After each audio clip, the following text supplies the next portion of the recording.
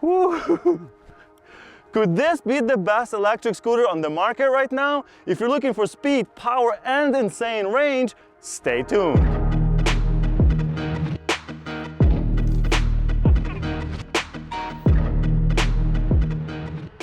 Hey guys, today I'm checking out this Ausom Leopard DT1 Pro scooter, and I think I might just need my motorcycle helmet for this one.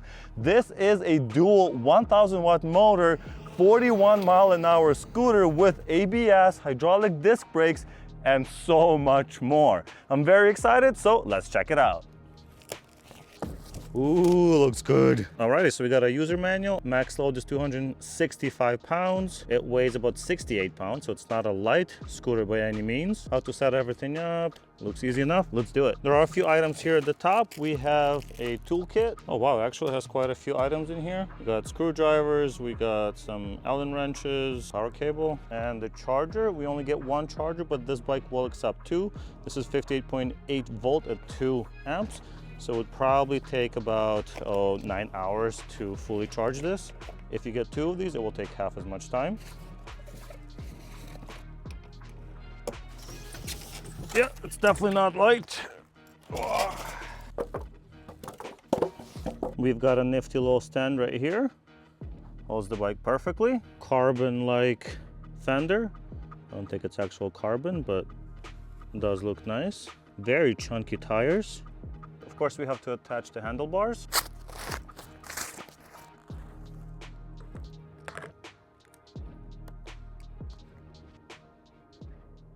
I will go over the controls in just a minute, but first I wanted to jump straight to performance. This scooter has two brushless 1000 watt motors, which is insane. But luckily there are 3 speed and acceleration modes, so it won't rip your face off on your first ride. Front motor can also be enabled or disabled with a click of this button. That means there are 6 ways to ride this scooter. Starting in eco mode, the acceleration is smooth and gentle with maximum speed of about 21 miles an hour in both single and dual motor setting. Sport mode is a lot more fun once you get used to the bike and has some kick when you give it the beans. In single motor mode, it will max out at about 28 miles an hour and 35 miles an hour in dual motor mode. This is plenty fast for newer and moderate riders and what I've been using most of the time. It gets to speed very fast as well, even on a bumpy field. Of course, if this isn't enough for you, there's also race mode, which I've only tried a few times due to how insanely quick the bike becomes. Trying it on grass, it would almost do a burnout with the front and the rear tires. Not only does it accelerate very quickly, it will also reach up to 41 miles an hour in this mode, which is the fastest I've ever been on a scooter and almost as fast as my classic Honda motorcycle. Tons of fun as long as you know what you're doing. To be in better control of the bike, it's a good idea to know what everything does. We got extra wide handles for some extra comfort when riding. Front and rear brake levers, and of course the throttle on the right side just right here. We also have the power switch and the up and down or the plus and minus buttons that change modes, but also turn on the lights.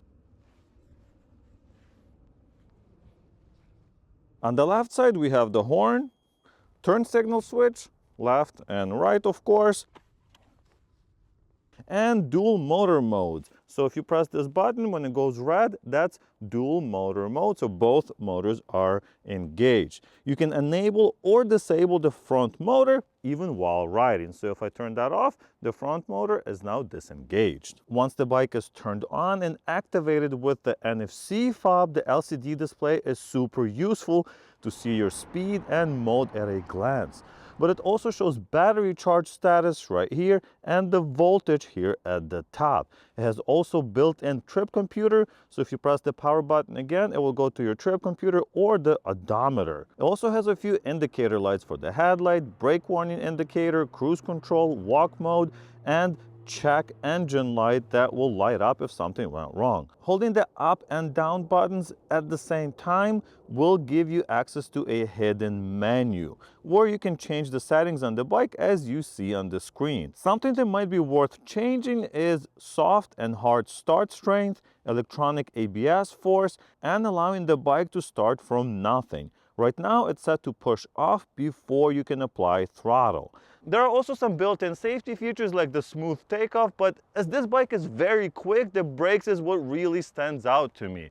This has hydraulic disc brakes front and back, and these dual brakes provide tons of stopping power, and with the help of EABS, you can stop on any surface. If you're just slowing down, the regenerative braking kicks in at the same time and puts some of the energy back in the battery. Other safety features include front and back lights, as well as reflectors on each of the sides, so you can be seen from all sides. The fenders also protect you from rocks and stones and dirt being flung at you. One item that could be better is the horn. This is as loud as it gets. I mean, it works fine, but it's not very loud, especially knowing that you can ride this on the street. Other cars and people wearing headphones will probably not hear you. That's it. What really helps with learning how to be good on this bike is the traction that these tires and suspension provide in basically any condition. Of course, it's smooth on smooth roads, but with these 10x3 stubby pneumatic tires, the scooter also performs really well on gravel, grass, or any other uneven surface. Wow, this suspension is something else. It actually doesn't even feel like I'm going on the field. Whoa, so much fun. Even though it's so cold, I'm having such a good time on this. As it is dual motor, you will never struggle for traction on any surface.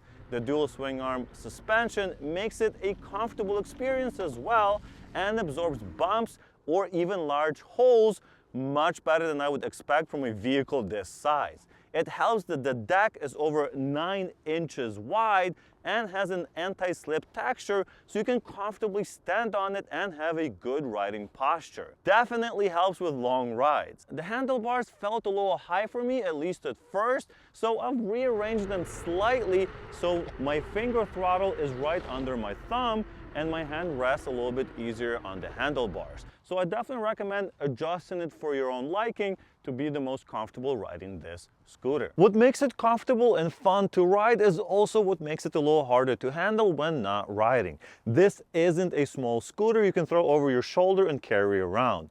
This is made for adults and it weighs 68 pounds.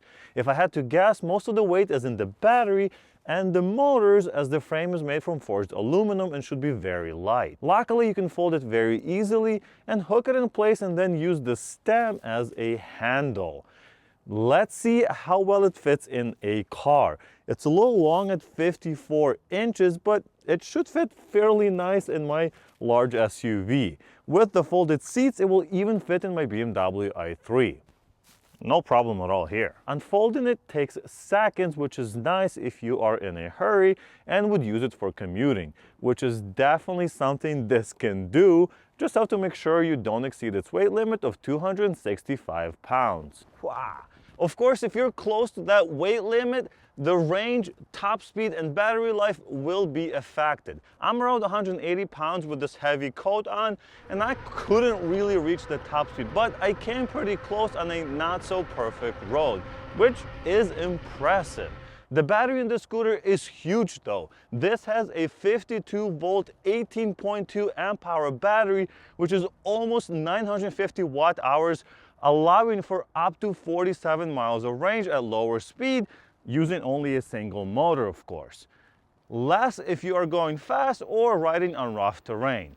I've put over 11 miles on day one in this freezing weather, as you can see, and I haven't had to charge it yet. I wish I could do a full test range, but that will have to wait until warmer months. As you can see, it's pretty cold. But honestly, I've been really enjoying it riding in this weather. There's not a lot of people, and it's just been a blast. It comes with a single charger, and then this charger will take 9 to 10 hours to fully charge from zero, but you can buy an additional charger for not that much to cut that time in half, as there are 2 built-in charging ports. Speaking of charging ports, there are 2 built-in USB ports, USB-A and USB Type-C, for charging your electronics when you're on the go. That might be very useful if you choose to commute on this bike. I believe this bike would be a very comfortable ride to work on those warmer days. It's also very stable, it handles well, and has built-in safety features and enough range and speed for any daily commuter. If portability is important to you though, you might want to consider something smaller as it is pretty heavy. I can also see myself using this to run simple errands, going to the park, or just exploring neighboring trails like this one. In fact, this is a perfect scooter for thrill seekers with suspension design like this, tire choice, and the amount of power at hand. Lastly, the price. This isn't cheap at almost $1,200, so it's not something you buy on a whim, but that's why I tried to include as many details as I could in this video so you can make an educated decision. If you're looking for speed, range, versatility, and great build quality that you can rely on, this makes sense for you. If you're looking for a casual scooter, I would probably go for something cheaper that you can play with. Check out the links in the description for current pricing, and I've included a code in that same description for $50 off if you are interested in getting one yourself. For me though, the Ausom Leopard DT1 Pro checks all the boxes, but what do you think of this electric scooter? Drop your thoughts in the comments down below. Let me know if you have any questions. Like the video if you liked it. Thanks for watching, and I'll see you in the next one. Bye! So as you can see, the screen is obviously cracked. So I contacted the company and they were super nice and they sent me a whole new unit. So this includes the screen and this control panel right here. So I'm going to replace both of them right now. So I have a nice, not cracked screen. Luckily, this is all modular. So I was just able to take this off from the wiring loom, and this is obviously modular as well. Very nice. Now I just have to remove the screen from the side. But now it just all comes out, so I'm going to put the new one in. The new screws come pre-applied with Loctite, so I'll be using those. With the screws installed, I can just put all the wiring back. And we can put the shielding back on, so it looks a little nicer. And now I can just tighten the screws and we'll be pretty much done. Probably should test it out. Press the power button. Screen turns on, looking for a card, scan the card, and we're on. Sweet. All right, very nice. And we're back in action.